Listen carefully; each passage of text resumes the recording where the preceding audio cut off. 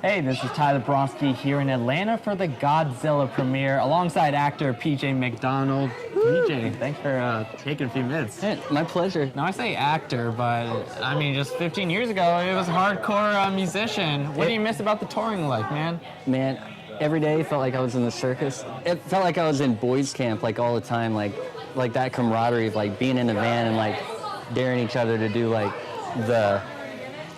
trying to one-up each other, like who can gross each other out or like whatever, you know, like, but it was amazing, and it feels like a million years ago. Really? Yeah. Well, now you're in the acting world, and we'll get into a few of the projects you've worked on, but for you as an actor that's done a lot of different type of projects, but haven't maybe got that recurring role yet, what's that process like for you, maybe, I guess, each week, just looking for auditions and new projects to work on? For me, at least, it's rooted in like I do this because I love it. I kind of feel like I let my agent worry more about like finding the auditions, and it's my job to like get involved in theater and like killer indie projects where it's like there's a facet of a character that like I get to work on and more freely without the pressure of a high budget film, if that makes any sense. Like I can take more artistic risk, because like if I'm rooting it, anything I think like created in pressure can only be like sustained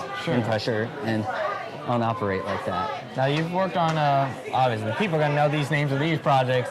Walking Dead to start. First off, what's the procedure like to put on all that makeup for, I don't know what they call it, costume design? Like there's no show like it. The guys are geniuses. I would have a call time at like 4:30 a.m. And they would take anywhere from like 30 minutes for like a light makeup to like all the way up to like 2.5 hours for like, they have like people that are just working on my fingernails while there's another person that's working on like a sculpt that's to my face, and another person has contact lenses that are specifically like designed for my eyes. And in the high Georgia sun, like they basically have to have someone with me all the time to like make sure I'm not touching my face, or if I'm sweating, they have to like fix it up. But the guys that were working on that, like the guy that did my first makeup, I think he did like Freddy Krueger's makeup back in the day, and like Lady Gaga's like last tour, and like they're rock stars. They're amazing. Now this is the most highlighted like Walker from Walking Dead by every marketing campaign. What's the strangest thing that's happened? Well, like the strangest thing I see is like, this is like phenomenon where like these people like tag me on social media for like tattoos they've gotten of me. I don't know, like it's one of those moments where it's more of a testament to like how amazing the makeup artists are. I have a bunch of tattoos myself, you know.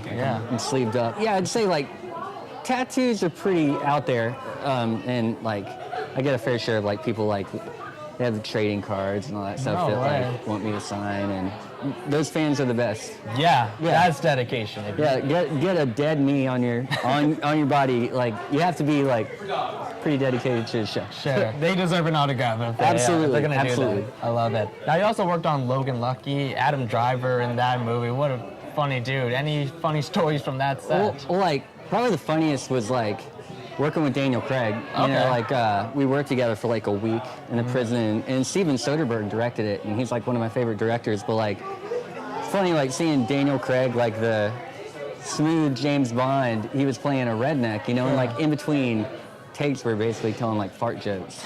you know, just to like keep it light. It was pretty outrageous, but he's an icon. Now, like I mentioned, we just wrapped seeing Godzilla. Of course, Millie Bobby Brown, she starred in this movie, and you worked alongside her in Stranger Things. What did you see from Millie, just being a young actress, and what she's able to do? Her instincts are so on point. Like I'm absolutely 100% sure she's gonna be like a director, like an award-winning director. But like what I saw from her was like the maturity of like a 40-year-old in like this little like 12-year-old body.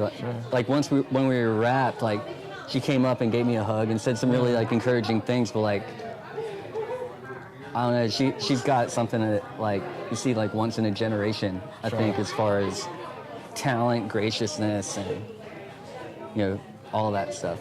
Last thing for you, what are some of your we'll say short-term goals, maybe this summer. What are your short-term goals for your career?